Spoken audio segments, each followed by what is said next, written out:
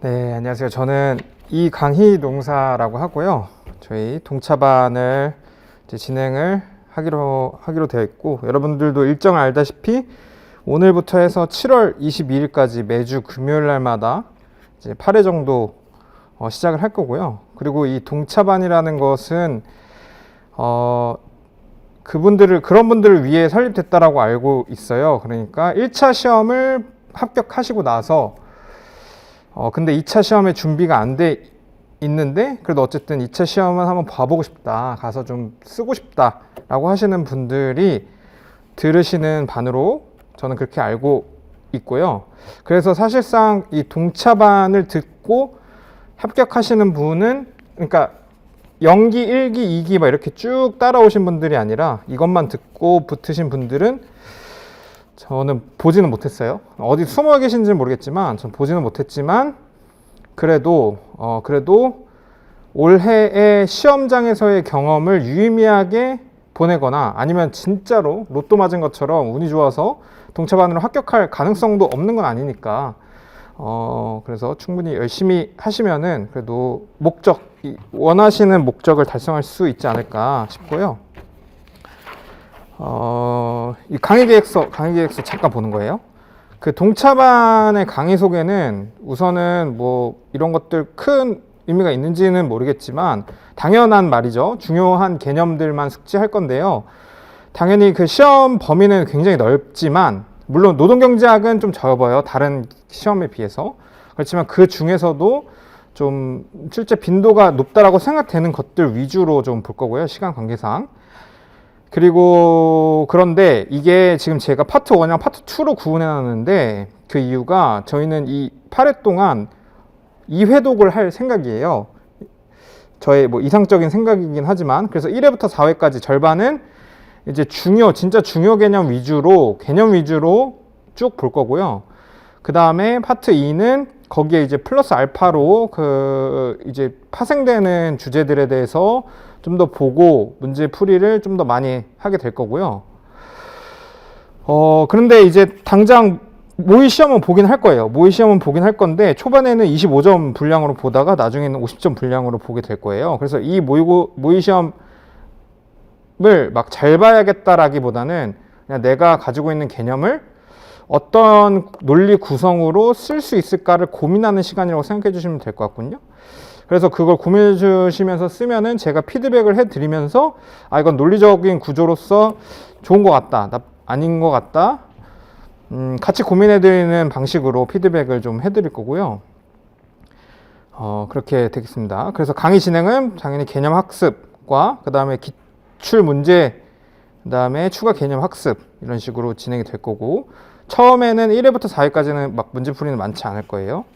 그리고 이제 모의 시험 답안 연습 이런 식으로 진행이 될 거고요. 뭐 특강이 이렇게 있는데, 특강들이 이렇게 올라가 있는데 이런 것들은 필요하신 거 뭐 특강 2번? 그러니까 보통 기초수학이 좀 만약에 진짜 중학교 수준에서의 함수와 관련된 그냥 개념들, 그래프에 관한 개념들에 대해서 설명하는 아주 짧은 건데 이런 것들이 필요하겠다 싶으시면은 한번 들어보시는 걸 추천드리고요. 네, 그렇습니다. 그리고 이제 강의 진도표는 뒤에 보시면은 1회부터 4회까지 한번 다 나갈 건데 이게 사실상 엄청 빡빡해요. 엄청 빡빡해서 수업도 되게 빡빡하게 진행될 걸로 예상이 되긴 하거든요. 그래도 좀 지루하실 수 있어요. 그래서 딴 얘기를 안 할 수도 있으니까. 그래서 그 부분은 좀 이해를 부탁드리고요. 전체적으로는 이렇게 구분돼요. 위에 1, 2에 노동공급이랑 노동수요, 노동시장 있죠. 이게 가장 큰 카테고리예요. 보통 여기서 50점 정도가 나오고요. 그 다음에 3, 4에 유인급여, 노동조합, 실업, 보상적 임금격차 이렇게 쭉쭉쭉 나오는데 이 부분이 보통 50점 분량 정도 되거든요. 일반적으로.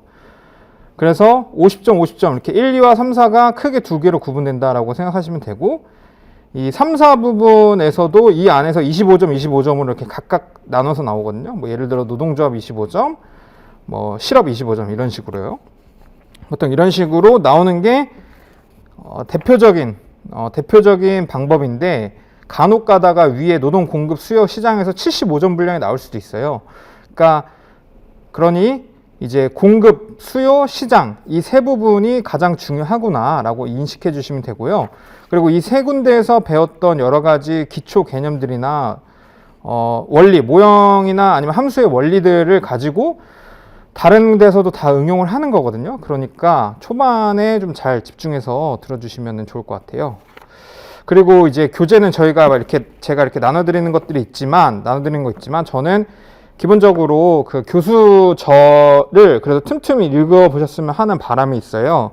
왜냐면은 강사들이 만드는 이렇게 축약해서 만드는 것들은 행간의 의미들이 생략되어 있는 경우가 많거든요. 그래서 뭐 그런 것들을 강의로 보충을 하겠지만 결국엔 시험장에서 그 현출을 하려면 글을 떠올려서 그 글을 현출해야 되는 거거든요. 말보다는 글로 익숙해지시는 걸 더 추천을 드려요. 그러니 자료뿐만 아니라 그 최대한 혼자 있을 시간에, 혼자 공부하는 시간에는 교수저를 좀 그 정독을 해주셨으면 좋겠다라는 바람입니다. 만약에 올해 합격을 완전 목표로 미친 듯이 달리셔야 되겠지만 그럴 때 저희가 하는 부분에 대해서만이라도 그 짤막한 부분에 대해서만이라도 좀 교과서를 봐주셨으면 좋겠다.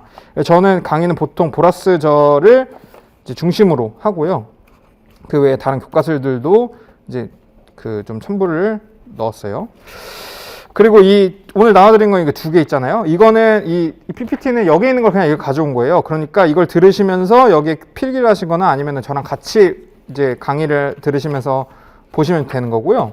그 다음에 요거 좀 두꺼운 거, 요거는 이제 여러분, 원래 2기 내지 3기 때 사용하는 거예요. 근데 여러분들은 실제 시험장에 가서 답안을 쓰는 것을 목표로 하고 왔기 때문에 이거는 심심하실 때 좀 읽어보시고, 이거는 두 번째 그 파트 2 때 아마 보게 될 거예요. 이거는 그 5회 때부터 볼 건데, 미리 한번 뭐 이런 식으로 쓰네 정도로 참고하면서 나도 그러면 한번 다음 25점 시험 볼 때 이런 식으로 한번 논리 구조를 가져가 봐야겠다라고 참고해 주시면 좋을 것 같아요. 그런데 이런 제가 쓴 이 논리 구조가 정답은 아니에요. 정답은 아니고 여러분들이 시험장에서 시간 내에 잘 쓸 수 있는 논리 구조를 스스로 만드는 게 사실은 제일 중요하거든요. 그래서 제게 맞으면은 제 거대로 하시면 되고, 아니면 다르게 하는 방법이 있는데, 지금 2기 들으시는 분들 중에서도 저처럼 하시는 분이 있고 본인의 스타일에 맞게 하시는 분들도 있어요. 그래서 그것은 그 가장 내 머릿속에서 손가락으로 나오는 데에 막힘이 없는 구조로서 생각을 하시는 게 좋을 것 같아요. 그건 실제 사실은 써봐야지 알아요. 한 두세 번 써보면은 난 이런 방식이 편하다라고 생각이 들 수 있습니다. 자, 그러면은 뭐 대략적으로 OT는 이렇게 말씀을 드리고요. 그 다음에 이제 여러분들이 이 다른 과목하고 이 노동경제학이랑 조금 다르게 생각하실 수도 있어서 다른 강의하고 공부하실 때 저는 이런 식으로 공부를 했다라고 좀 말씀을 드리고 싶은데요. 그 공부를 하시거나 개념을 공부를 하실 때에 최대한 사고하는 데에 그 여러 가지, 그러니까 복잡한 사고나 아니면은 그 사고의 그 종류 또는 사고의 방향을 분산시키기보다는 하나로 이렇게 모으는 게 덜 필요하고, 그다음에 실제 시험장에서 글 쓰는데도 수월하거든요. 이제 그런 면에서 여러분들 다 노동법은 하시잖아요. 그럼 노동법 지금 하고 계실 거라고 생각이 들어요. 또는 1차로 하셨겠죠. 그러면 노동 경제가 있을 거 아니에요. 그러면 이 구조를 사고의 구조나 답안의 구조 또는 학습의 구조를 똑같이 생각을 하시는 걸 추천드려요. 우선은 노동법에서 이제 여러분들이 공부를 하시거나 아니면 판례를 보시거나 문제를 푸실 때에 처음에는 어떠한 사건들을 주어주잖아요. 사건들을 주어주죠. 뭐 A와 B, A라는 노조가 있고 뭐 B라는 회사가 있는데, A가 뭐 노동쟁의를 했다. 쟁의행위를 했다. 근데 이 쟁의행위가 뭐 타당한 것이냐, 부당한 것이냐, 뭐 이런 것들을 나누는 것에 있어서 구체적인 사건들을 줄 거 아니에요. 그럼 이 사건들을 여러분들이 암기를 하시잖아요. 뭘로 암기를 하냐면 판례를 암기를 하실 거 하잖아요. 판례 이전에 당연히 법령을 외우시겠죠. 법령 이런 것들. 뭐 1차 하실 때도 이런 것들 위주로 외우셨겠죠. 이런 것들 위주로, 특히 법령 위주로 외우셨겠죠. 그럼 이런 것들은 암기의 대상이겠죠. 그럼 암기의 대상이고, 그 다음에 세 번째가 이제 생각의 대상이에요. 생각. 여기는 암기까지만 하면 되고, 생각은 과연 얘와 관련된 법령은 무엇이고 얘와 관련된 대법원의 판례는 무엇이냐를 가지고, 그러면 얘네들은 그 아주 대표적인 케이스들인 거고 얘는 유사한 케이스인 거잖아요. 그러면 대표적인 케이스에서 법원이 정해준 것을, 이 사건을 우리가 똑같이 해석해낼 수 있냐, 해석해낼 수 있느냐를 물어보는 거잖아요. 그럼 답안 구조는 이런 식으로 구성이 될 거란 말이에요. 사건에 대해서 논제를, 그러니까 쟁점 정리라고 하죠. 쟁점을 정리해보고, 그런데 법리는 어떻게 되어 있어? 법리는 어떻게 되어 있어? 그래서 이 법리를 가지고 내가 나름대로 판단해봤어가 되는 거잖아요. 이렇게 3단 구조로 되잖아요. 이거랑 노동 경제도 똑같다고 생각하면 돼요. 사건이라기보다는 뭐 사회 현상이 있겠죠. 사회 현상 또는 우리가 분석하고자 하는 현상이 있을 거란 말이에요. 뭐 대표적으로는 최저임금이 올라서 실업자가 생겼다. 만약 이런 사건이 있었다라고 해볼게요. 이런 사회 현상. 그러면 이런 사회 현상이 있는데, 이거는 판례나 법령이나 이런 것들은 인간이 다 정해준 거잖아요. 또는 뭐 대법원에서 아니면 판사들이 만드는 것이지만, 우리는 툴을 가지고 하는 거죠. 아이고, 3이 아니죠. 우리는 이거를 이제 툴을 가지고 뭐 이제 수학을 베이스로 하는 이제 경제 모형을 가지고, 모형이 있을 것이고, 이 모형은 사실은 이거를 분석하는 과정에서 도출된 거죠. 이것처럼. 그래서 우리는 판례와 법령을 외우거나 암기하는 것처럼 경제 모형을 암기를 하게 되는 거고요. 그러면은 이러한 사건, 이러한 사실 현상이 이러한 모형을 통해서 분석을 해봤더니 결론적으로 또는 해석으로 이렇게 최저임금이 늘어나서 실업이 늘어난다라는 것을 수학적으로 또는 경제 모형으로 우리가 확인해봤다. 확인해보고 뭐 이게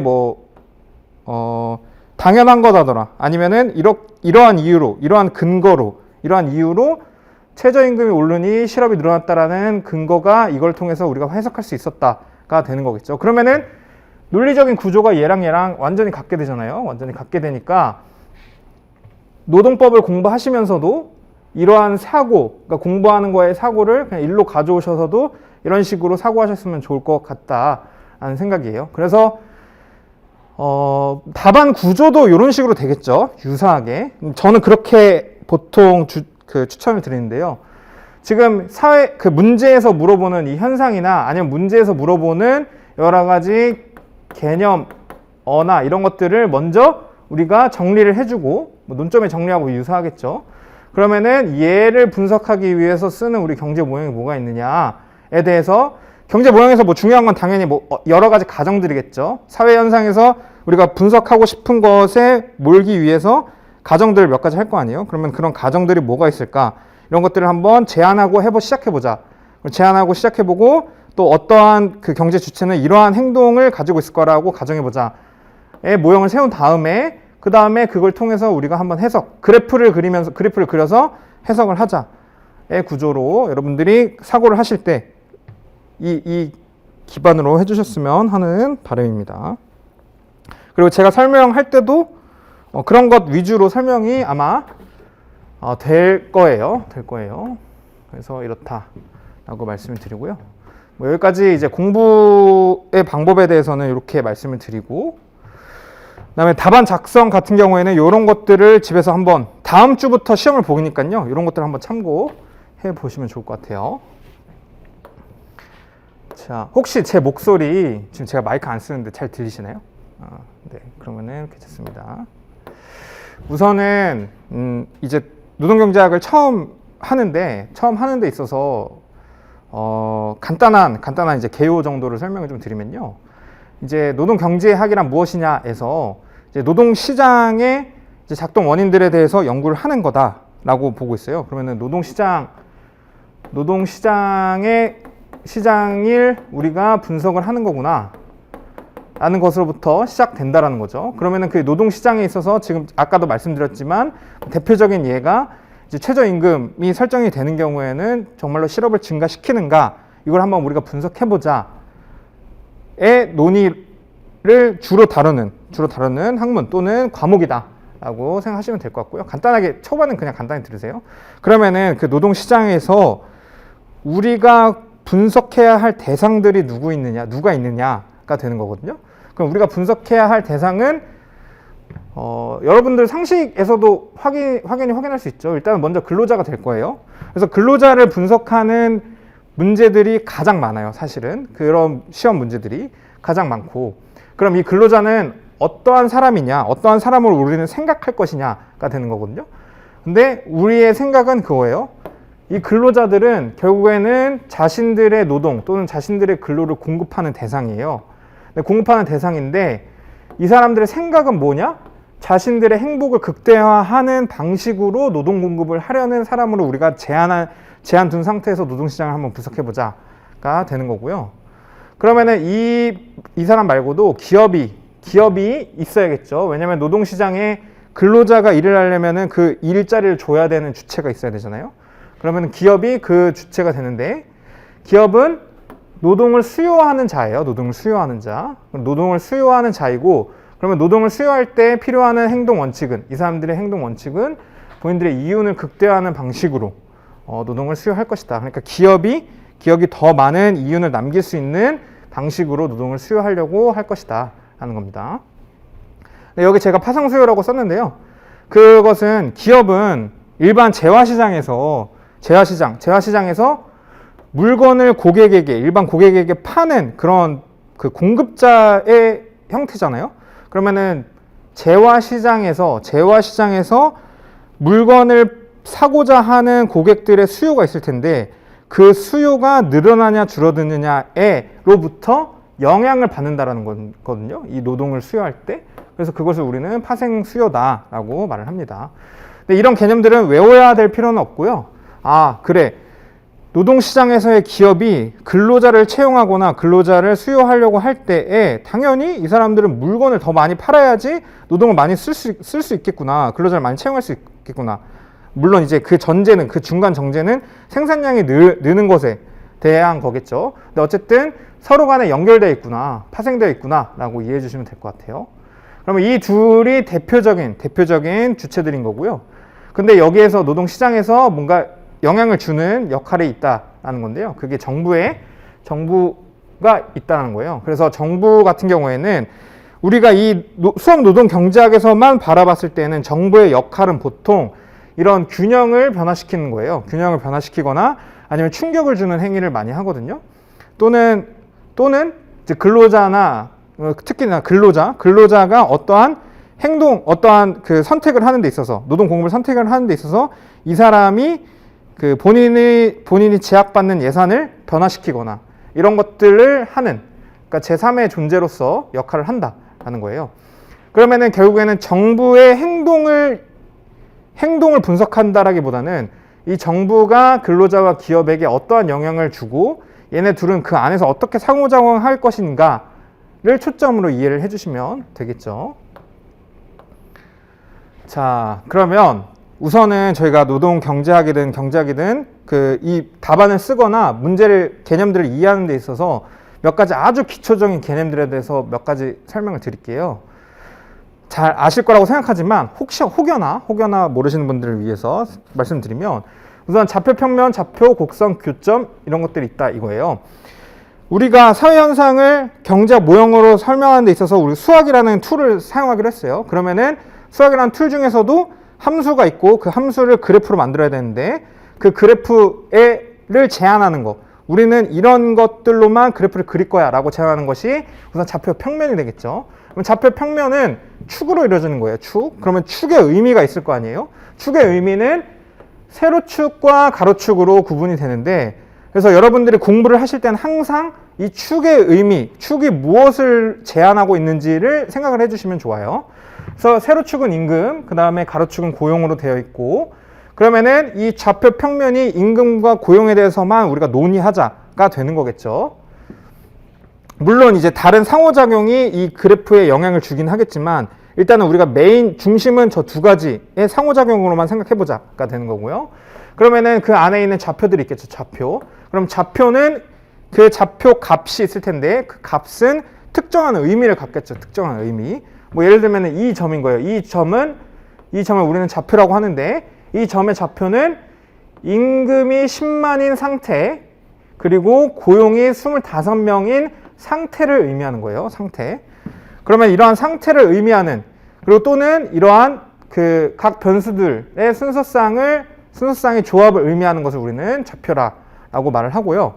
그러면은 이 좌표들은 점이잖아요. 그럼 점들이 모임을 가져요. 그래서 점들이 궤적을 갖게 되는데 그 궤적들은 특정한 의미를 갖게 됩니다. 특정한 의미를 갖게 되는데요.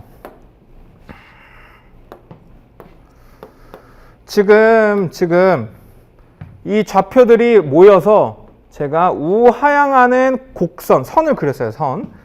우리가 눈으로 보기엔 직선인 것으로 보이지만 이게 실질적으로는 저게 제가 편인상식 직선으로 그은 것이지 완벽히 이렇게 일자로 되는 선은 아닌 경우가 많아서 곡선이라고 보통 말을 해요. 그러면 이 곡선이라고 할 때, 이런 곡선이라고 할 때, 이 곡선이 가지고 있는 규칙이 있어요. 그 규칙.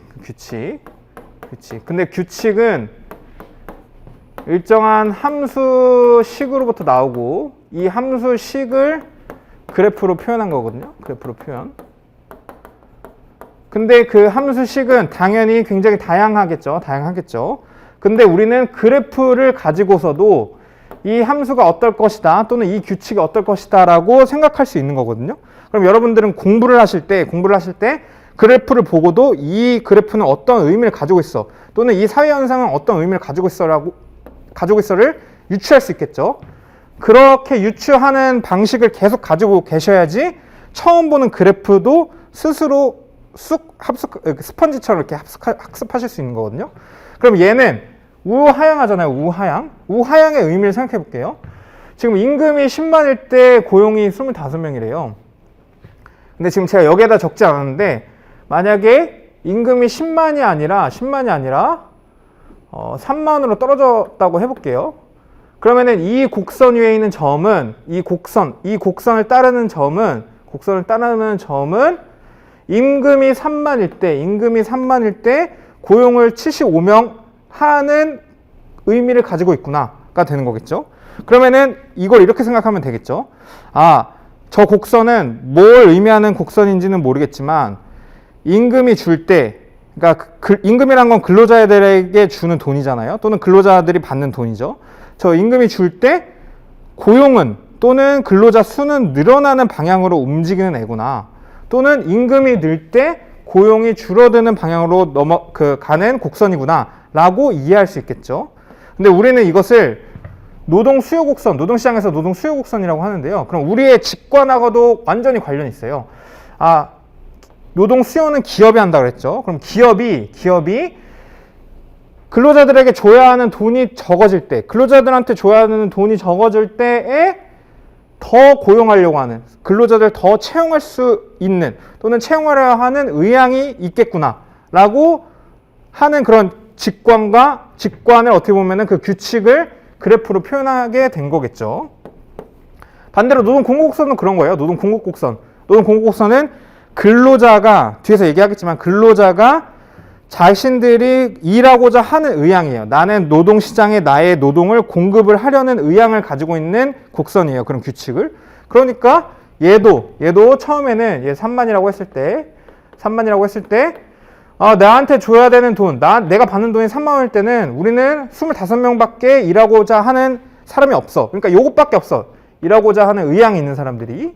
그런데 이제는 임금이 10만으로 올랐을 때 75명이나 근로자, 그러니까 노동을 공급하려 하는 의향이 있는 사람들이 있다라고 해석할 수 있고, 그런 규칙들이 반영이 돼서 이런 우상향하는 그래프가 그려진다라고 이해하시면 되겠습니다.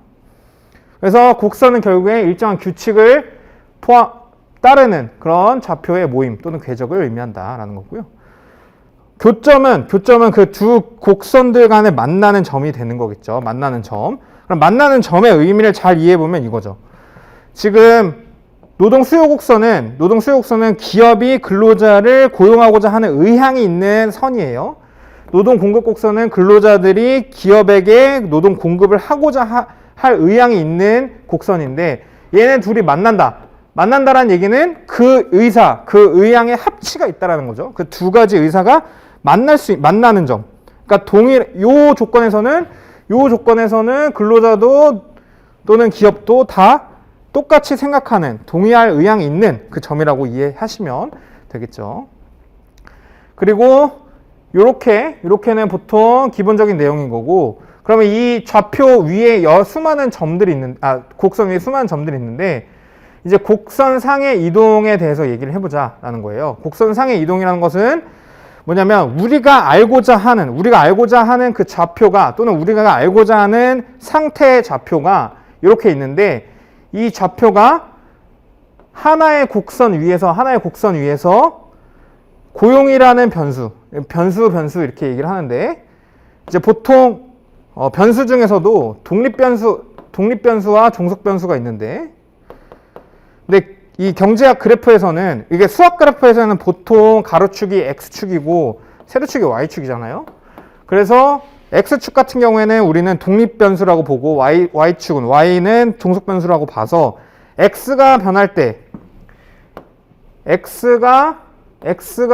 때 어떠한 규칙에 의해서 y값이 어떻게 될까를 묻는 방향으로 진행이 되는데요.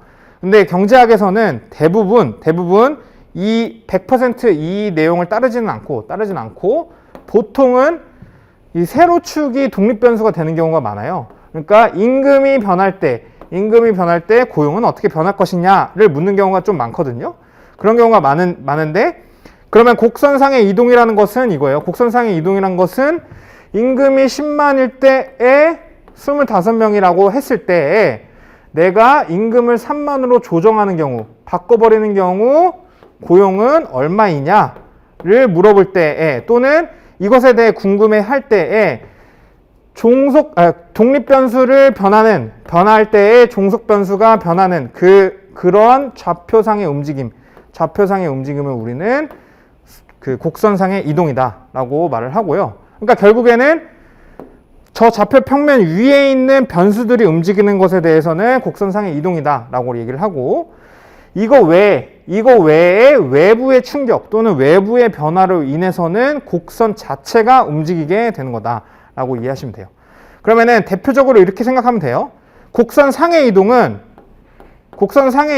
규칙은 불변이다라고 생각하시면 되고요. 어떠한 특정한 규칙 또는 함수는 불변이다라고 생각하시면 되고, 곡선의 이동은 규칙이 변화한다라고 생각하시면 될 것 같아요. 외부의 충격에 의해서. 자, 그래서 뭐 이런 것들이죠. 이런 것들. 이제 평택 노동시장에 대해서 얘기를 하고 있는 건데요.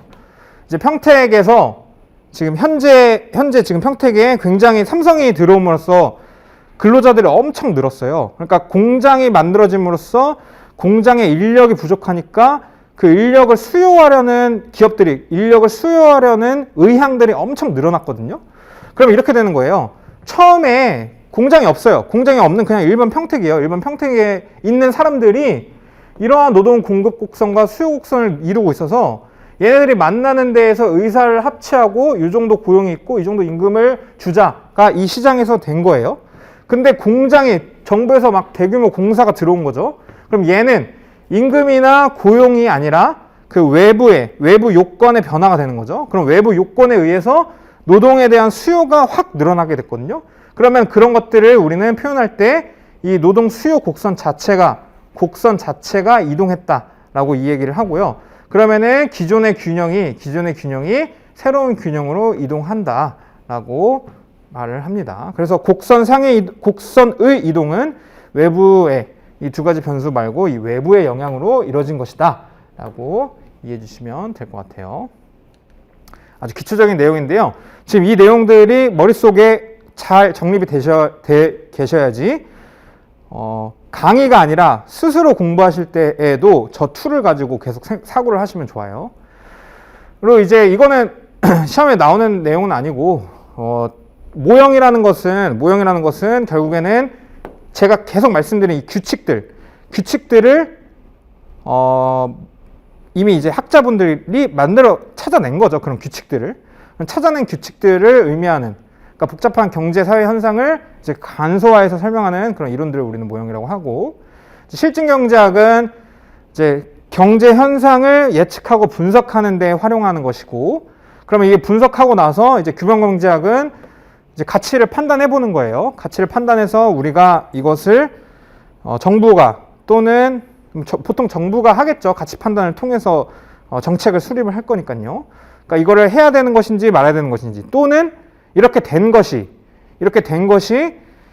효율적인 것인지, 또는 그 파레토 개선이 가능한 것인지에 대해서 논의하는, 그러니까 그런 좋은 것인지 나쁜 것인지에 대해서 가치 판단하는 것을 우리는 규범 경제학이라고 한다 하는 겁니다. 이거는 이 정도로 넘어가고요. 그러면 이제 제일 중요한 노동 공급에 대해서 이제 설명을 드릴 건데요. 노동 공급이 가장 중요해요. 가장 기출 빈도가 높고요. 그래서 제가 생각하기에는 올해 동차반에서 내가 만약에 한 75점 정도 쓸 수 있으면, 또는 50점 이상 쓸 수 있으면 어떻게 준비해야 될까라고 생각했을 때에는 노동 공급만 그냥 시험 끝날 때까지, 시험 볼 때까지 그냥 파도, 사실 이거 엄청 양이 적긴 하지만요, 이거만 파도 아마 50점 정도는 쓰지 않을까. 근데 물론 노동 공급이 안 나오면 좀 낭패긴 하지만 또 가장 기출 빈도가 높아요. 그래서 이제 배울 것은, 오늘은 경제활동 인구랑 그 근로시간의 결정, 그다음에 노동 공급 곡선, 그다음에 요거 가구 생산을 일단 넘어갈 거예요. 넘어가고 이렇게 할 건데요. 여기서 제일 중요한 건 이거예요. 이 두 가지가 제일 중요하고, 그 다음에 요거 중요하고, 이렇게 이해하시면 될 것 같아요. 우리가 제일 궁금해하는 것은 도대체 인간들이, 그 개인들이 또는 개인들이 모인 집단들이 어떨 때 노동을 공급하고 근로시간을 투입할 거냐, 그걸 한번 분석해보자가 되는 것이고, 그럼 이걸 분석했으면은 누군가는 노동 공급을 하지 않고 누군가는 노동 공급을 할 거란 말이에요. 노동 공급을 한다는 얘기는 취업해서 일할 의향이 있다는 거거든요. 취업했다는 얘기는 아니에요. 취업해서 일할 의향이 있다는 건데, 정부 입장에서는 취업해서 일할 의향이 있는 사람들을 많이 만들어내고 취업시키는 것이 그 총생산 가치, GDP를 높이는 데 있어서 굉장히 유리하단 말이에요. 그러니까 물론 이제 경기가 얼마나 좋아졌느냐를 실업률이나 취업률, 고용률이나 이런 것들을 가지고 판단하지만, 어쨌든 의향이 있는 사람들을 많이 만들어내는 게 우리 입장에서는 좋아요. 그러면은 도대체 그걸 위해서 우리는 어떠한 복지급여 또는 어떠한 정책을 필 것이냐의 논의로 되는 거겠죠. 그러니까 이 두 부분이 제일 중요한 부분이다 라고 이해해 주시면 될 것 같아요. 자, 그러면은 처음에 이제 노동 공급에 대해서, 근로시간의 결정에 대해서 논의하기에 앞서서, 그러면은 우리 사회 구조에는 그 인구들, 우리 사회 구조에 있는 사람들은 어떠한 형태로 구분되어 있느냐를 먼저 배워요. 이거는 어쨌든 보라스 저에 있는 순서를 따르는 거예요. 거기서는 이걸 먼저 정의를 하고 넘어가요. 이걸 정의를 하고 넘어가는데, 간단하게 보세요. 왜냐면 이게 작년에 나왔거든요. 작년에 시험 문제로 나왔던 거여서 올해는 나올 확률은 높진 않아요. 근데 한편으로 생각해 보면은, 이런 것도 시험에 나오는구나 라고 생각하시면 되겠죠. 우선은 그 가장 큰 단위는 생산 가능 인구예요. 생산 가능 인구인데요. 보통 이렇게만 생각해 주셔도 돼요. 만 15세 이상의 인구를 보통 생산 가능 인구다 라고 이해를 해주시면 되고요. 뭐 교도소 수감자, 뭐 외국인 이런 사람들은 이제 제외가 되고, 그러면 이 생산 가능 인구 안에 이렇게 경제 활동 인구하고 비경제 활동 인구로 두 가지로 구분이 돼요. 그러면 경제 활동 인구는 뭐냐? 내가 일할 의향이 있는, 경제 활동을 하고자 하는 의향이 있는 사람들을 통틀어서 얘기를 하는데요. 그래서 취업자와 실업자로 구성이 되어 있다라고 이해하시면 되겠죠. 그럼 경제 활동 인구라는 것은 취업자와 실업자니까, 그럼 실업자가 뭐고 취업자가 뭐냐라고 이해했을 때, 실업자의 경우에는 여기 뒤에 end라고 써져 있거든요. 이 end를 집중해서 보셔야 되는 게, 세 가지의 조건이 모두 충족되어야지만 실업자로 우리는 보겠다가 되는 거예요. 그래서 일단은 15세 이상 인구 중, 그러니까 생산 가능 인구 중에 수입이 있는 일을 하지 않았고, 그러니까 수입이 있는 일을 하지 않은 거예요. 일을 하지 않은 거. 그러면서도 지난 4주간 적극적으로 구직 활동을, 그러니까 일을 구하려는 활동을 4주간 해야 했었던 거고요. 그 다음에 조사 대상 기간에 일이 주어지면 즉시 취업이 가능한 사람, 이 세 가지를 모두 충족한 사람이 우리는 실업자다라고 이해를 하죠. 근데 이 실업자를 논의하는 데 있어서 우리가 실업자냐 아닌지를 판단할 때 이 두 번째가 조금 힘들어요. 적극적으로 구직 활동을 하였다를 우리는 뭘로 판단할 것이냐에 문제가 있거든요. 그래서 그 뒤에 이제 그 실업자, 숨겨진 실업자에 대한 논의가 있는데요. 그 부분은 작년에 안 나왔어서 올해 나올 가능성이 좀 있긴 하지만 이 두 번째 이 조건이 중요하다라고 체크만 해두시고 넘어가시고요. 그 다음에 취업자는 뭐예요? 세 가지 중에 하나에만 해동해도 돼요. 하나에만. 첫 번째는 수입을 목적으로 1시간 이상 일한 자. 1시간 이상만 수입 목적으로 있으면 취업한 자예요.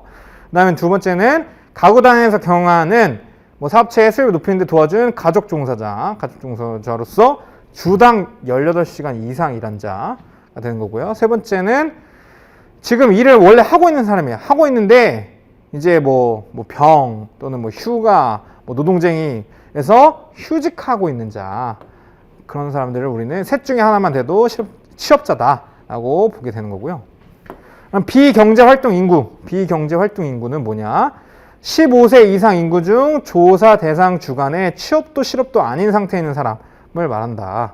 여기서 중요한 건 얘예요. 주부나 학생 같은 경우에는 그런 의향이 없는 사람이죠. 일단 학생 같은 경우에는 취업할 공부하고 있는 사람들이잖아요. 의향이 없는 사람인데 이 구직 단념자에 대한 개념이 중요해요. 구직 단념자는 이건 거예요. 지금 실업자에서 제가 4주간 적극적으로 구직 활동을 하였으며가 조건으로 하나가 꼭 필요하다고 했죠. 이 필요 조건인데. 근데 이 필요 조건을 충족되지 않는 구직 단념자가 있다라는 거거든요. 그럼 이 사람들은 언제나 왔다 갔다 할 수 있는 사람들이잖아요. 왔다 갔다 할 수 있는 사람. 그러니까 이 과정에서 이런 구직 단념자들 때문에 실업률이 정말로 경제 지표를 잘 보여주는 것이냐에 대한 의문이 있는 것이고, 그러니까 이것을 고용률을 가지고 한번 보완을 해보자가 되는 건데요. 그러면 제가 지금 말씀드린 고용률이나 실업률이 도대체 뭐냐가 되는 거겠죠. 자, 그러면은 우리는 앞서 배운 개념들을 공부한 이유가 경제 지표 또는 우리나라의 인구 구성을 확인해보자가 목적인데, 그 목적에 맞춰서 요런 그 앞서 나온 개념들의 이제 위아래 관계라고 생각하시면 되는데요. 경제활동 참가율이라는 게 있어요. 경제활동 참가율. 이것은 전체 생산 가능 인구 중에 내가 취업할 의향이 있거나 아니면 취업해 있는 사람들이 얼마나 있냐. 그래서 경제활동을 누가 얼마나 하고 있느냐를 나타내는 비율을 의미해요. 그래서 얘는 생산 가능 인구분의 경제활동 참가 인구수. 경제활동 인구수. 근데 이 LF는 뭐였어요? LF는 당연히 2 더하기 U였죠. 2 더하기 U. 이런 식으로 우리가 쪼개낼 수 있겠죠. 자, 그러면 실업률은 뭐냐? 실업률은 이 전체가 경제활동 인구인데, 그 중에서 실업자가 몇 %나 차지하고 있느냐가 되는 거겠죠. 그러면 LF분의 U가 되는데, LF분의 U는 2 더하기 U분의 U라고 쓸 수도 있겠죠. 또는 조금 더 생각해보면, 경제활동 인구는 2랑 U로만 구성되어 있어요. 그러니까 1-LF분의 2다 라고도 생각해 볼 수 있겠죠. 그러니까 실업률이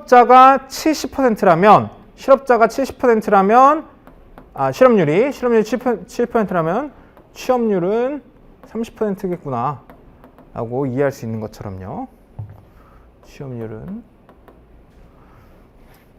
그 다음 고용률은 뭐냐? 고용률은 생산 가능 인구 중에서 취업한 자가 얼마나 되냐 이거예요.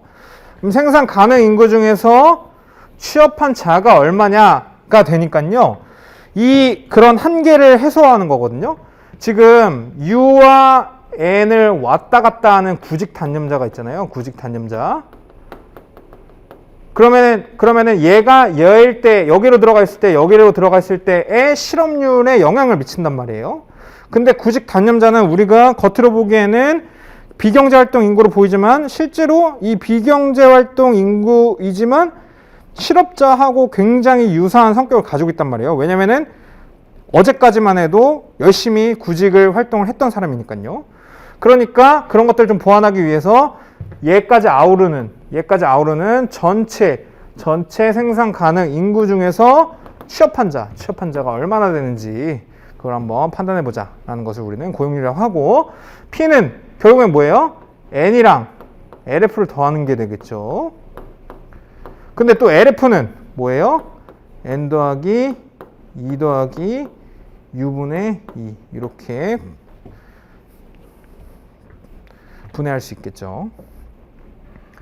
그래서 작년 시험 문제가 이런 것들 니들이 분해할 수 있니? 이거 가지고 계산할 수 있니? 이런 문제였거든요. 그래서 작년에 이 문이었는데 25점짜리였는데 어렵지 않았어요. 그리고 그러니까 결국엔 작년에는 50점과 25점으로 해가지고 약 75점이 노동 공급에서 나왔어요. 100점 중에 75점이 엄청나게 많이 나왔죠. 자, 그 다음에 숨겨진 실업자 이거 방금 말씀드린 건데, 실업자 중에 구직 단념자, 그러니까 비경제 활동 인구로 가는 사람들이 있어서 이런 사람들은 실업률을 감소시키고 실업률을 감소시키는 대신 고용률은 일정하다라는 겁니다. 그러니까 이런 사람들이 엄청 많아진다고 해서 우리 경제가 실업률이 감소돼서 좋아진 것이구나 라고 이해하면 안 된다라는 거죠. 고용률은 일정하니까요. 자, 요 논의는 이렇게 하도록 하고요. 자, 이제 진짜 중요한 근로시간의 결정에 대해서 한번 얘기를 해보자라는 거예요. 그래서 근로시간의 결정에 대해서 우리가 먼저 알아야 되는 건 근로자의 선호. 그러니까 근로자는 어떠한 선호 체계를 가지고 있냐, 또는 어떠한 선호를 가지고 행동을 하느냐를 먼저 알아야 되는데요. 거기에 앞서 그럼 우리가 이 근로시간을 결정하는 데 있어서 활용하게 될 모형, 경제 모형은 무엇이냐를 논의를 해볼게요. 그것을 우리는 소득여가 선택 모형이다 라고 말을 하는데요. 이 소득여가 선택 모형은 개별 근로자의 노동공급 결정과 관련된 요인 분석 및 설명 이론 모형이다. 그러니까 개별이에요, 개별. 그러니까 그냥 개인의 노동공급 결정, 또는 노동공급을 다른 말로 하면은 내가 근로 시간을 투입하고자 하는 의향과 결정을 관련된 그것을 설명하는, 분석하는 모형이다라고 이해해 주시면 돼요. 그래서 결론적으로는 저희는 아주 기초적인 저 모형, 저 결과를 찾아내는 것을 사고의 과정으로 가져가시면 돼요. 그러면은 좌표 평면에 소비와 여가 시간으로 구분되어 있죠. 근데 그 밑에 하나 있네요. 축이 하나 더 있네요. 근로 시간이라고요. 자, 그러면 소득 여가 선택 모형이라고 하는데, 아니 노무사님 소득이라고 했는데 왜 여기에다가 소비라고 쓰셨습니까? 라고 이해하실 수 있잖아요. 그렇게 생각하실 수 있어요. 근데 이 소비는 소득을 의미하는데요. 한 가지 가정이 필요해요. 뭐냐면 모든 소득을 재화 소비, 그러니까 재화물 또는 그 시장 재화물 이런 것들 또는 서비스 이런 것을 소비에 지출한다라고 가정할 때 소득은 재화의 소비와 같은 의미를 갖는다라는 겁니다. 그러니까 내가 100만 원 벌면 100만 원을 다 뭘 사는데 또는 내가 이걸 사용하는 데 쓰겠다는 거예요. 그러면은 이렇게 생각할 수 있겠죠. 돈으로만 가지고 있는 것도 그 사람의 기분을 좋게 만들 수 있지만 돈으로 가지고 있는 것을 내가 물건을 사거나 서비스를 이용함으로써 나에게 뭘 충족시켜줘요? 나의 만족, 나의 행복감을 충족시켜준단 말이에요. 그러면은 그런 것들, 이 사람이 돈을 모아놓은 걸 다 소비로 써야지만 그것들이 충족될 수 있다라고 가정해야지. 그렇게 가정해야지 이 사람의 뒤에서 보겠지만 효용이 어떻게 변하는지를 확인할 수 있다가 되는 거거든요. 자, 그래서 이러한 소비 또는 소득, 제가 소비라고 쓰지만 소득이란 말을 많이 할 거예요. 왜냐면 여러분들이 소비는 동사로도 쓰이잖아요. 그러니까 서술어로 뭐 이것을 소비한다 뭐 이렇게 서술어도 쓰이기 때문에 좀 헷갈리실 수가 있어서 제가 소득이란 말을 많이 쓸 거긴 한데요. 이 소득 또는 소비는 근로소득 또는 비근로소득에 의해 결정이 된다. 그러니까 근로소득 또는 비근로소득에 따라서 그 사람의 소비 또는 소득 능력 또는 소득이 변한다라고 이해해 주시면 되고요. 그럼 반면에 자, 여가시간이라는 게 있어요. 여가시간은 뭐냐? 총 가용시간 중에서 근로시간을 제외한 시간을 의미한다라는 거예요. 그러면은 여가시간이라는 것은 내가 근로하지 않는 근로를 제외한 모든 시간인데 뭐에서? 총 가용시간에서예요. 그럼 총 가용시간이라는 것은 내가 사용할 수 있는 시간이라는 거죠. 내가 사용할 수 있는 시간이라는 것의 의미는 뭐냐? 하루가 24시간이잖아요. 그럼 우리가 잠을 자는 시간을 제외하면은 내가 사용할 수 있는 시간이죠. 내가 사용할 수 있는 시간인데 대표적으로 여러분들 뭐 알바하셨거나 일을 해보셨으면 하루에 8시간 정도 일하잖아요. 그러면은 4시간 잔다라고 했을 때 20시간이라고 하면 20시간 중에 8시간은 일하고 12시간은 그 외의 시간들은 당연히 다양한 시간들이 필요해요. 집에서 뭐 요리하는 시간, 청소하는 시간, 뭐 그런 시간들도 있지만 우리의 논의를 단순화하기 위해서 그냥 총 가용시간이라는 게 있는데 그거는 근로시간과 이것을 제외한 여가시간으로만 있다라고 가정하자가 되는 거예요. 이 모형에서는. 그래서 얘는 수식으로는 라지 T를 총 가용시간이라고 했을 때 여가시간과 근로시간의 합으로 구성되어 있다라는 겁니다. 그러면 좌표평면에서 이 생각을 해야겠죠. 얘가 얘랑 얘로만 이루어져 있다고? 그러면은 얘 아니면 얘잖아가 되잖아요. 그랬을 때 좌표평면의 가로축이 여가시간을 제가 뒀고 여가시간이 0에서 총 가용시간까지로 제한이 된다라고 했을 때에 얘의 반대말은 그러니까 나의 모든 여가시간을 총 가용시간으로 둔 여기서는 결국에는 근로시간은 전혀 없는 상황이 되는 거고 여가시간을 내가 하나도 가져가지 않는 시간은 근로시간을 총 가용시간으로 쓴 것이 되는 것이죠. 그래서 가로축이 여가시간이라는 것은 반대 형태의 근로시간을 의미한다 라고 이해해 주시면 되겠습니다. 그래서 뭐 예를 들어서 내가 일주일 동안 쓸 수 있는 총 가용시간이 100시간이라고 해볼게요. 그리고 내가 0에서부터 여가시간을 일주일 동안 40시간 썼다라고 생각해 볼게요. 그럼 내가 40시간을 여가시간을 썼어요. 100시간 중에서. 그러면은 근로시간은 0에서 60시간까지 근로시간을 썼다가 되는 거겠죠.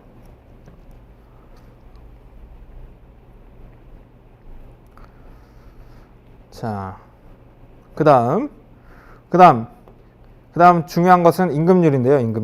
임금률은 근로시간당 임금을 의미해요. 근로시간당 임금 또는 시간당 시급을 생각하시면 되고요. 그럴 때에 얘는 예산제약 선에서의 기울기를 나타낸다 라고 말을 하는데 예산제약은 뭐냐? 예산제약 뒤에서 설명을 드릴 건데 그 사람이 여가하고 소득 또는 소득을 누리는 데에 일정한 제약을 받아요. 본인들이 가지고 있는 시간으로부터. 근데 그 제약 안에서 내가 선택할 수 있는 기회들이 있을 거 아니에요. 그런 기회들의 집합을 제한하는 선을 우리는 예산제약선이라고 하는데요. 이 예산제약선은 어쨌든 나의 소득과도 관련이 있잖아요. 나의 시간과.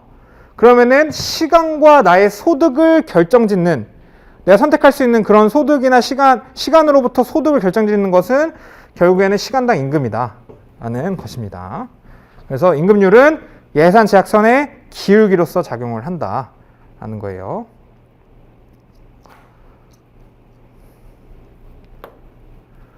자, 그러면 그리고 제가 이거 설명 안 드렸네요. 이건 예산제약선이고 얘는 무차별 곡선이라고 하는 건데요. 이건 뒤에서 바로 볼 거예요. 자, 바로 볼 건데 지금 근로자가 우리는 지금 근로 시간을 얼마나 할 거냐 얼마나 할 건지를 결정하는 것에 대한 논의를 하고 있잖아요.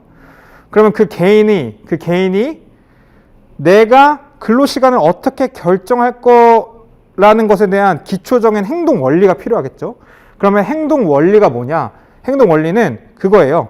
인간은 본인이 행복해지기 위해서 공부하고 행복해지기 위해서 일한단 말이에요. 그러면 행복해질 수 있는 것에 대한 종류는 되게 다양해요. 누군가는 사랑을 하면서 행복할 수 있고 또는 누군가는 뭐 여행을 가면서 행복할 수 있고 여러 가지가 있겠죠. 굉장히 다양한데 그것이 다 하나로 정리될 수 있어요. 사랑하려면 돈이 있어야 되고 여행 가려면 돈이 있어야 되고 어쨌든 그 사람이 무언가를 이 사회에서 살면서 소비하기 위해서는 또는 영위하기 위해서는 돈이 필요하단 말이에요. 그러니까 그 돈, 그러니까 무언가의 가치를 구매할 수 있는 화폐 가치를 생산해낼 수 있는, 그러니까 만들어낼 수 있는 그 소비 또는 소득을 우리는 소득이 많아지면 많아질수록 이 사람의 행복감 또는 효용이 올라간다라고 해보자가 되는 거거든요. 그러니까 결국에는 근로자는 본인의 행복을 높이기 위해서 어떠한 행동을 할 텐데 그 행복을 높이는 것 중에 하나의 요인을 우리는 소득 또는 소비다라고 하자가 되는 거예요. 그 다음에 또 한편으로는 이 사람이 돈이 있다 하더라도 이 돈을 쓰거나 그걸 누릴 수 있는 시간이 필요하잖아요. 그래서 그런 시간 중에서도 일하지 않는 시간, 내가 자유로운 시간 또는 내가 노는 시간을 우리는 여가 시간이다 라고 해서 이 여가 시간도 나에게 행복을 주는, 그 근로자 개인에게 행복을 주는 그런 요인이다 또는 요소다라고 생각하면 되는 거예요. 그러면은 저 두 가지 요소로부터 근로자의 효용이 결정이 된다, 만족도가 결정이 된다가 되는 건데요. 그러면 효용은 뭐냐? 제가 계속 말씀드렸지만 어떤 사람이 자신의 소비 또는 자신의 소득하고 여가 시간을 선택해서 만족을 얻게 되는데, 어떠한 행복을 얻게 되는데 그 행복이 굉장히 주관적인 만족도를 의미한다라는 거예요. 그러면 주관적이다라는 것으로부터 여러분들은 이렇게 생각을 뻗어나갈 수 있어요. 주관적이라는 것은 제가 저기다가 개인의 효용이라고 얘기했는데 주관적이라는 것의 의미는 그럼 사람마다 다 다를 수 있겠네? 그럼 사람마다 무언가를 선호하는 그 체계가 다를 수 있겠네? 로 생각이 지나가게 되는 거겠죠. 자, 그러면 우리는 지금 경제학 모형을 이용해서 이걸 수학적으로 분석하고 싶은 거예요. 그러면은 이렇게 굉장히 주관적인 만족도를 한번 그 굉장히 똑똑하신 경제학자분들 또는 누군가들이 그 패턴을 분석해 봤더니 어떠한 함수의 형태를 띈다 해서 효용 함수가 되는 거고요. 그럼 효용 함수는 이러한 재화 소비예요. 재화의 소비 또는 재화의 소비와 여가를 소비하면서 느끼는 만족도를 측정하는 지수 또는 그 지수라는 것은 수학 그 값으로 표현했다는 얘기죠.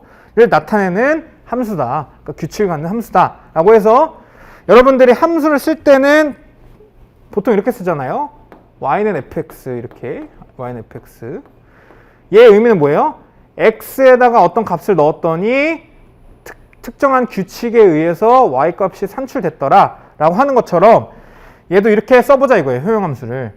우리의 목적은 뭐예요? 이 사람의 효용이 얼마냐? 효용을 얼마나 누리냐가 되는 건데요. 그 효용은 뭐와? 소비와 여가 또는 소비와 여가를 얼마나 선택했는지, 그리고 주관적인 개인이 가지고 있는 어떠한 규칙 또는 기능에 의해서 효용이 어떻게 산출되는지를 나타내는 것을 우리는 효용함수다라고 보는 거고요.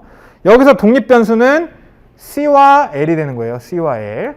뭐냐? 이 사람이 선택할 수 있는 재화의 소비와 여가 시간을 조합해서 그거 두 가지가 조합되는 것은 우리가 독립적으로 보자 이거고요. 얘네 둘에 의해서 효용이 얼마나 산출되느냐. 그래서 효용 지수는 종속변수다라고 표현합니다.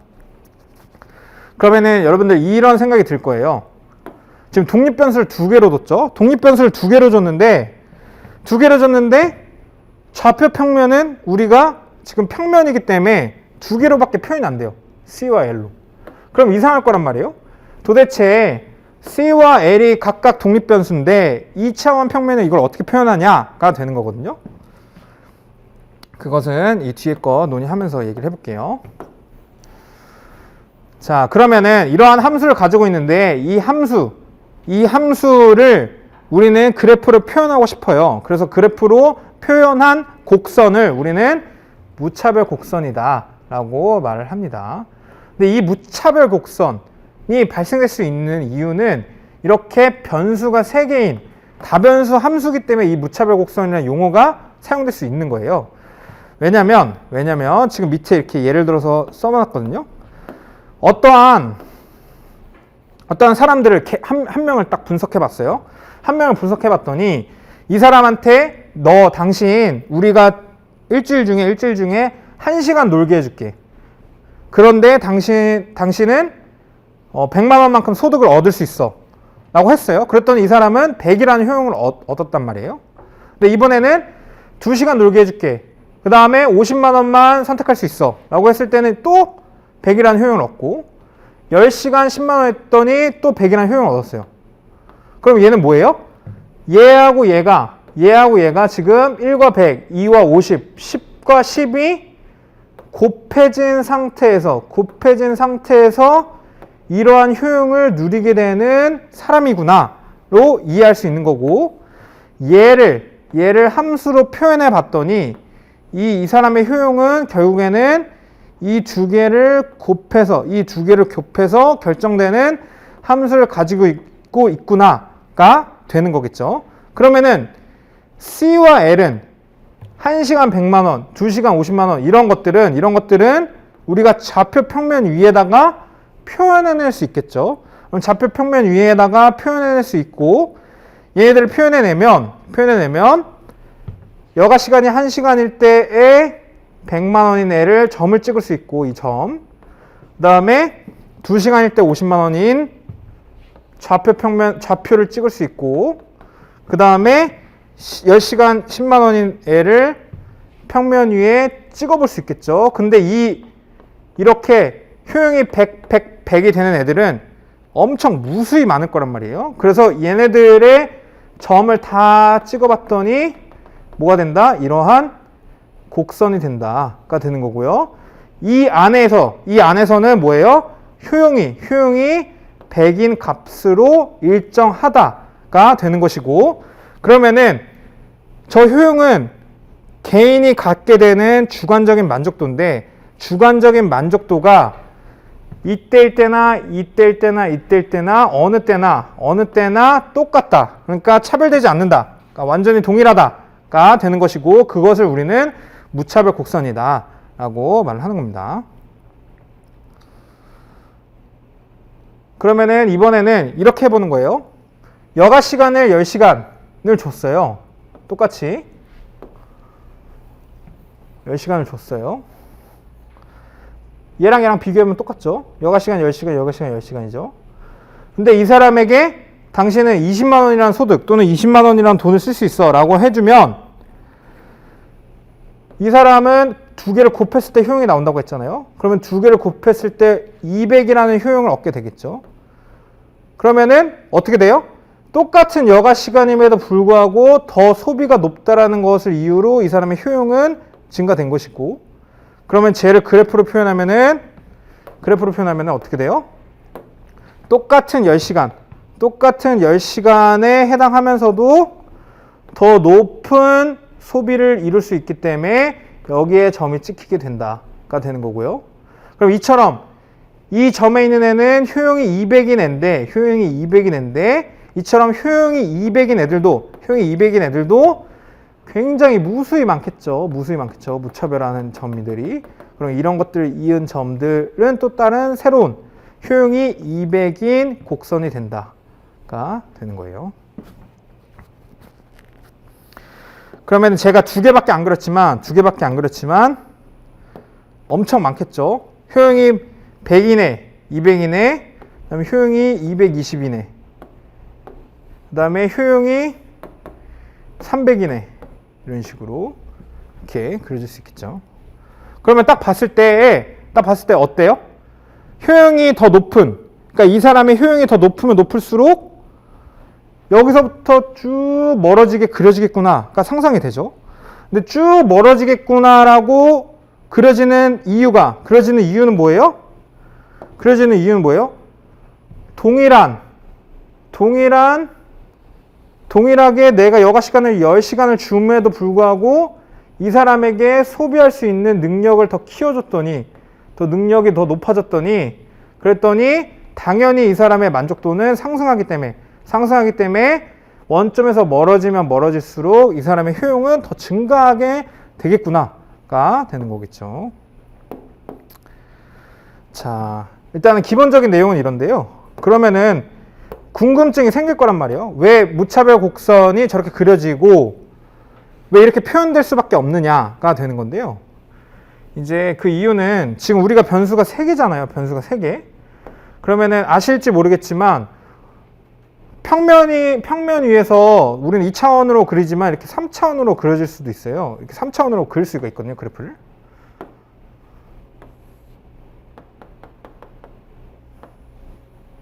그럼 이렇게 생각하면 돼요. 저기가 C니까 여기를 C, 소비.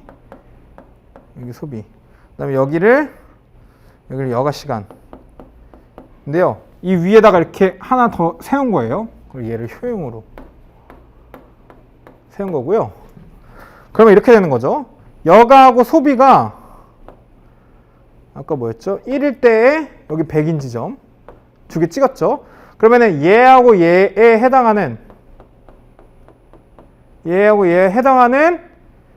효용은 100이었잖아요. 이게 이렇게 위로 이렇게 쓱 올라가서 이게 이해가 되실지 모르겠지만 효용이 100인 이 높이 이렇게 높이에 이렇게 찍히는 거거든요. 그런 것처럼 이 효용이 100이라는 이 높이, 층층이 있을 거 아니에요. 층층, 이 100층이 만들어지는 여러 가지 점들이 있을 거 아니에요. 걔네들을 그리면은 이런 식으로 되는 거거든요. 마치 우리 산에 이렇게 산이 있다라고 했을 때에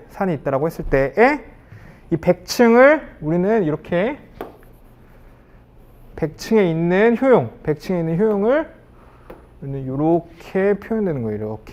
이렇게. 또 효용이 더 낮은 데는 이런 식으로 표현되는 거고요. 그리고 효용이 더 높으면 높을수록 여기 위에 이렇게 표현이 되는 거거든요. 그러니까 이렇게 제가 지금 곡선으로 그린 얘네들을 우리가 3차원을 2차원을 표현하기 위해서 위에서 이렇게 투영시킨 거거든요. 위에서 이렇게 투영시키니까 이렇게 되는 거고, 우리가 산 위에서 등고선을 보는 것처럼 이런 식으로 그려진다가 되는 겁니다. 그래서 더 원점에서 멀어지면 멀을수록 더 높은 효용을 나타내는, 그러니까 층이 더 높기 때문에 더 높은 효용이기 때문에 저렇게 그려진다라고 이해하시면 돼요. 그래서 집에서 심심할 때 한번 그래프를 한번 그려보세요. 그러니까 그 3차원 그래프 인터넷에서 그릴 수 있거든요. 찾아서. 그러면 저런 식으로 아마 될 거예요. 이렇게 100% 이렇게 산처럼 나와 있진 않고요. 막 이렇게 약간 이상한 이렇게 평면으로 그려지긴 하거든요. 이렇게 평면으로 그려지긴 한데 어쨌든 그와 같은 원리를 가지고 있다라는 겁니다.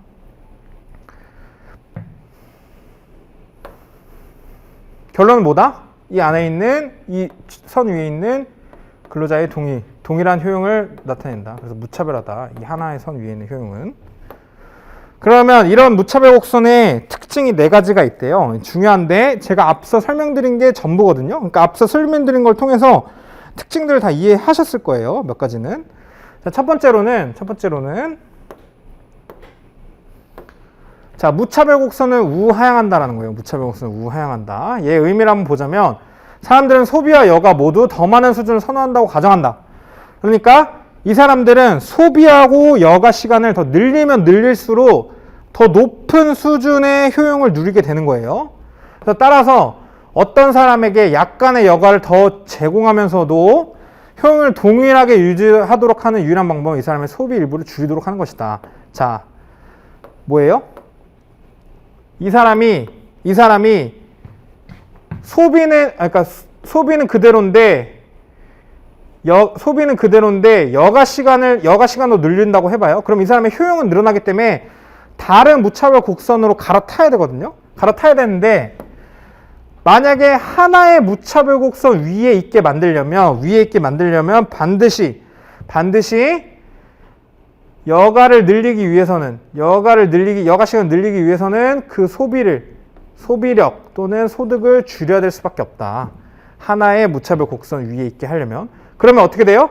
이 곡선 위에 우하향하는 점들이 생기게 되는 것이고, 그렇기 때문에 무차별 곡선 자체는 우하향한다가 되는 겁니다. 다음 두 번째, 원점으로부터 먼 무차별 곡선이 더 높은 효용을 의미한다. 이건 아까 한 거죠. 그러니까 만약에 200의 효용을 주는 무차별 곡선상의 소비와 여가 조합은 100의 효용을 주는 무차별 곡선상의 소비와 여가의 조합보다 더 선호된다. 그 이유는 더 많은 재화를 소비하려고 하고 더 많은 여가를 누리기 때문이다. 그러니까 두 가지가 더 많이 가져가기 때문에 원점에서부터 더 먼 무차별 곡선일수록 더 높은 효용을 의미한다가 되는 거예요. 물론 다 중요하지만 이것도 중요한 게 개인은 본인의 효용을 더 극대화하려고 한단 말이에요. 더 극대화하려고 한다는 얘기는 원점에서부터 더 먼 무차별 곡선을 선택하려고 한다가 되는 거겠죠.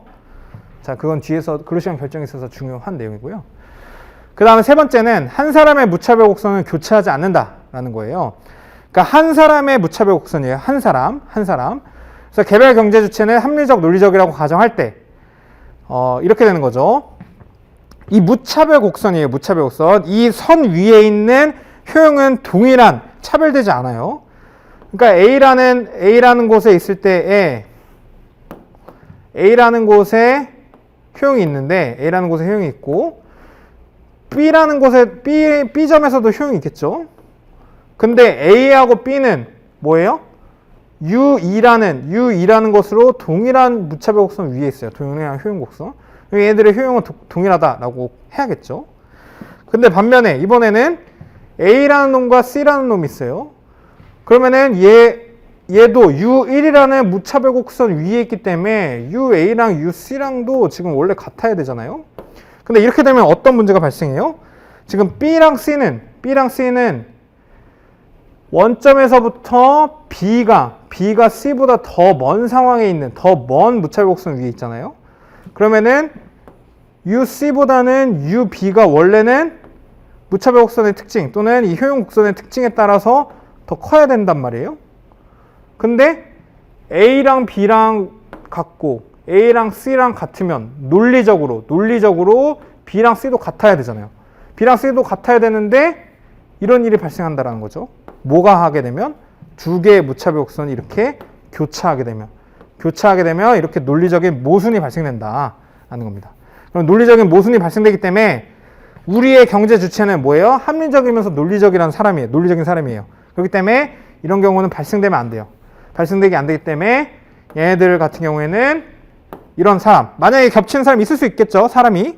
그런 사람은 우리의 분석의 대상에 해당하지 않는다. 분석의 대상에 해당하지 않기 때문에 저런 그 현상 자체는 우리가 고려하지 않는다가 되는 겁니다. 자, 그 다음 네 번째는 이거예요. 무차별 곡선은 원점에 대해 볼록하다라는 거예요. 이거는 사실 무차별 곡선의 특징이라고도 말을 하지만 좀 더 엄밀히 말하면 무차별 곡선이 가지고 있는 그 효용 함수가 가지고 있는 그 함수의 특징 때문에 그런 거거든요. 함수의 특징. 근데 일반적으로 우리가 지금 이 노동경제학에서 배울 때는 원점에 대해서 볼록하다라고 보통 가정을 하기 때문에 특징이라고 적었지만 구체적으로는 어쨌든 함수의 특징이다라는 거예요. 자, 무차별 곡선의 볼록성이라는 건 이 원점에서 바라봤을 때 이 눈인데요. 원점에서 바라봤을 때에 나한테 이렇게 볼록하게 되어 있다라는 것인데 이 볼록성은 효용함수의 형태에 대한 가정을 반영한 결과이다. 그래서 일반적 개인의 효용함수는 한계 대체율 체감의 형태를 보이기 때문에 원점에 대해 볼록하다. 이 얘기는 뭐냐면요. 한계 대체율에 대해서 우리가 알아야 되지만 일단 한계 대체율이라는 게 있다라고 했을 때 얘가 체감한다가 되는 거예요. 그러면은 얘가 체감한다가 되는데 한계 대체율은 뭐냐? 한계 대체율은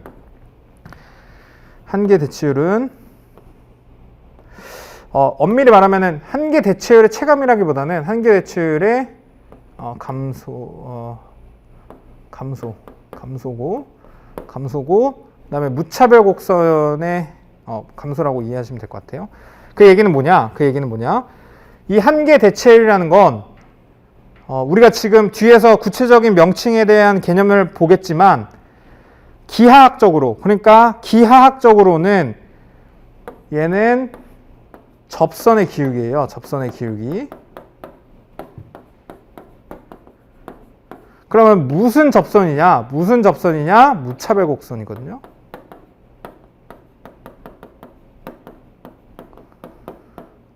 그러면 무차별 곡선에 접선의 기울기가 있는데 이 접선의 기울기가 감소하는, 체감하는 형태이다 라는 얘기는 이해가 되겠죠. 무차별 곡선이라는 놈이 있는데, 이렇게 무차별 곡선이라는 놈이 있는데, 쟤는 물론 함수에 의해서 발생되는 거긴 하지만 무차별 곡선을 좌측에서 우측으로 각각의 점들이 있을 거 아니에요. 이 점들의 접선의 기울기를 우리가 측정해 봤더니 이때의 접선의 기울기들이 처음에는 기울기가 되게 가팔랐다가 나중에 가니까 완만해졌다가 되는 거거든요. 그럼 접선의 기울기가 가팔라지다가 완만해지는 그런 형태를 따라서 그래프를 그려봤더니 이렇게 원점에 대해 볼록한 그림이 그려진다가 되는 겁니다.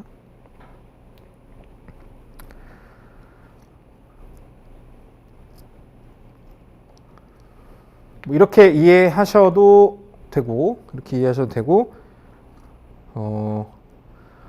원래는 그래프라는 건 함수로부터 나오는 거잖아요. 그럼 그 함수 자체에 이 접선의 기울기를 미분을 통해 구할 수가 있어요. 그럼 미분을 통해 구하면은 그 미분을 통해 구한 그 접선의, 그러니까 도함수, 그러니까 접선의 기울기의 함수 자체가 하락하는 형태의, 감소하는 형태를 그리기 때문에 저런 식으로 그려진다라고도 이해해 주셔도 되고요. 근데 어쨌든 여러분들이 여기서 알아가야 되는 것은, 제가 뒤에 막 수학적으로 말씀드린 것이 이해하기 어렵다라고 한다면 무차별 곡선은 원점에 대해서 볼록하구나 정도로 이해해 주셔도 될 것 같아요. 왜냐면 막 구체적으로 물어보지 않을 수도 있기 때문에요.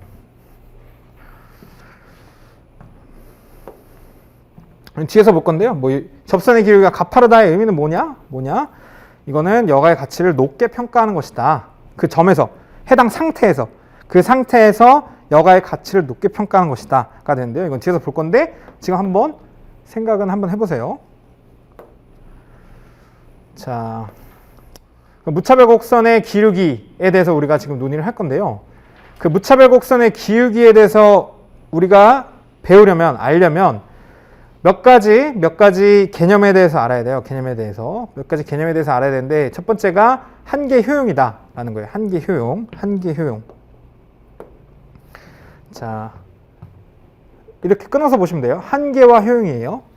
그러면 효용은 우리의 그 주관적인 만족도를 나타내는 그 값 또는 그 수준이라고 생각하면, 한계라는 의미는 그 순간이라고 생각하면 돼요. 그 순간 또는 찰나, 그 찰나 또는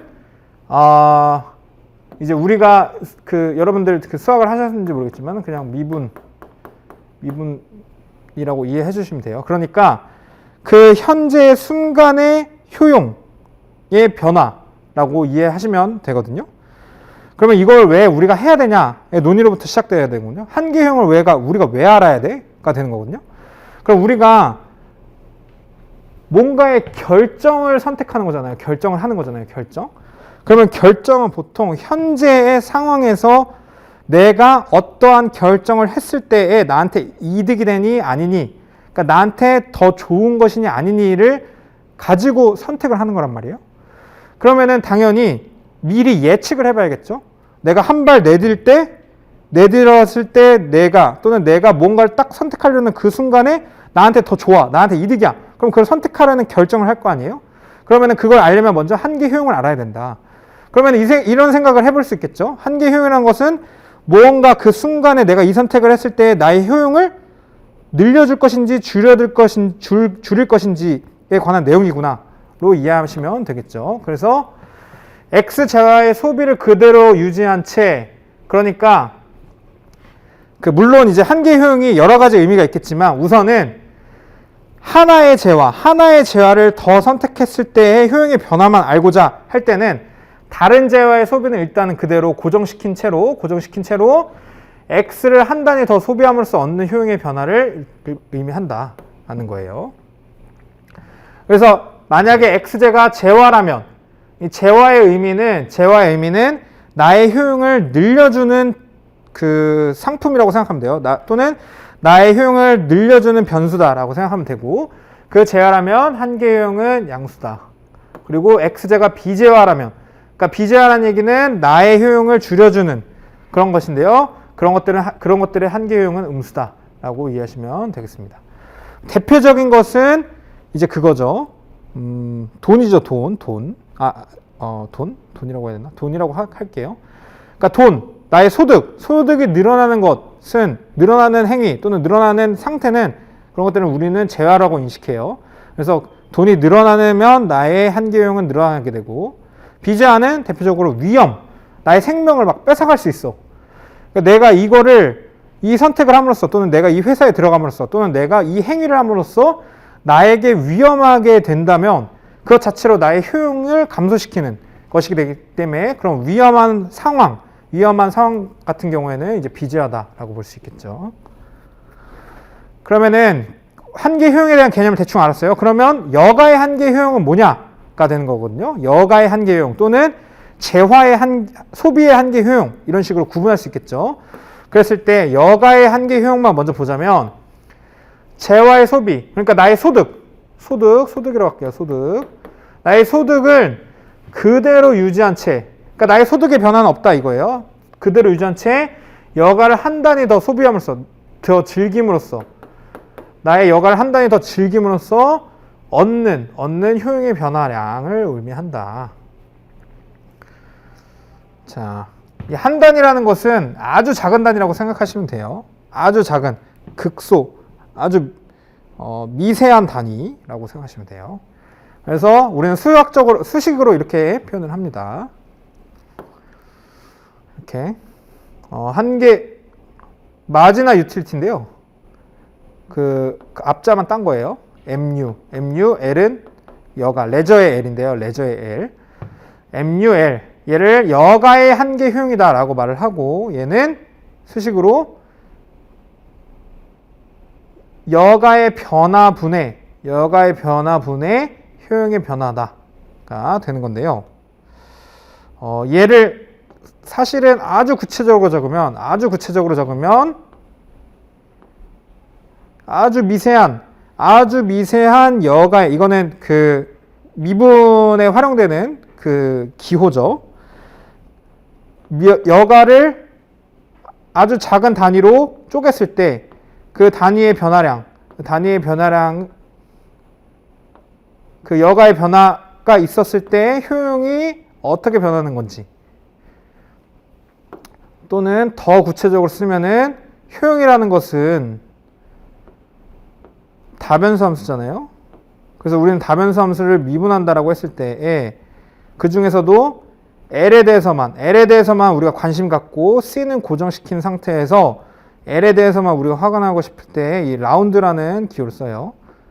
그래서 이렇게 쓸 수도 있다. 근데 사실은 편미분 잘 모르겠어요. 이거 미분 기호 잘 모르겠어요 라고 하면 그냥 이렇게 적어주셔도 큰 문제는 없다. 이 델타의 의미는 변화량의 의미를 가지고 있는데, 보통은 델타가 약간 그래도 큰 변화량, 그러니까 큰 단위의 변화량을 의미하는 거였어서 완벽히 맞지는 않지만, 작은 단위의 변화량을 의미할 때는 이런 기호를 쓴다.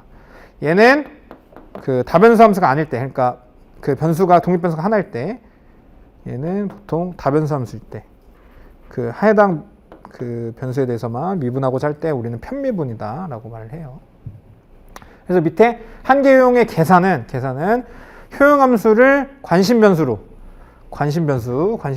편미분하여 계산한다. 여기서의 관심 변수는 그 여가죠, 여가. 자, 그래서 그 뒤에 미분에 대해서 간단히 설명을 드릴 거예요. 미분에 대해서. 계산한 방법은 알아야 되잖아요. 요거는 그냥 한번 보시고요. 요거는 한번 보시고 그 밑에 미분의 계산 방법만 보고 넘어갈게요. 미분의 계산 방법은 또는 요거가 난 이해해야겠다라고 하면 특강, 그 기초 수학 특강 있거든요. 거기서 제가 설명을 아마 했을 거예요. 그러니까 그걸 통해서 확인하시고요. 일반적으로 미분의 방법은 우리가 그 y라는 함수, y라는 종속 변수에 따라서 y는 x제곱이라는 이런 함수가 있다라고 했을 때 우리가 만약에 이 y의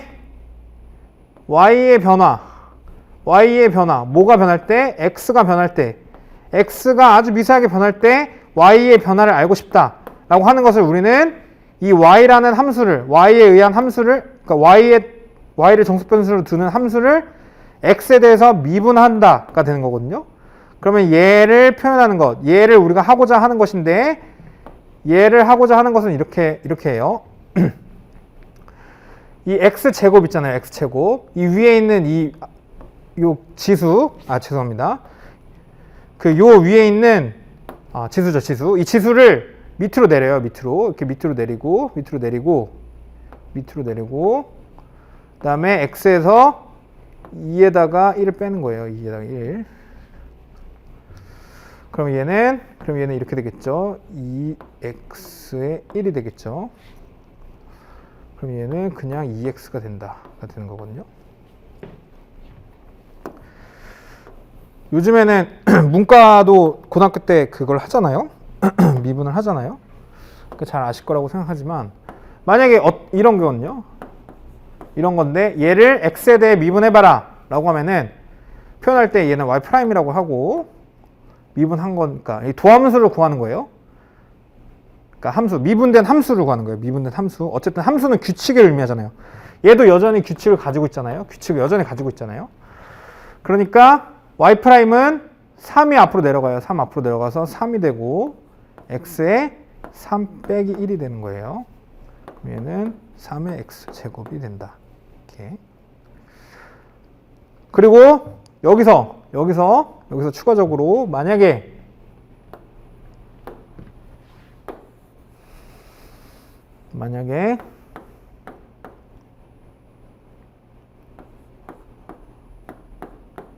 이런 게 있었다라고 할게요.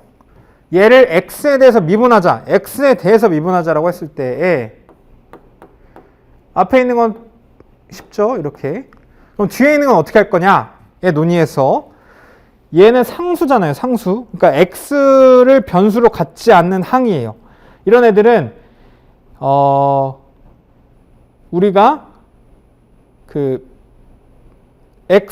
상수 같은 경우에는 그냥 0이 되거든요. 0. 이렇게 이해하시면 될 것 같아요.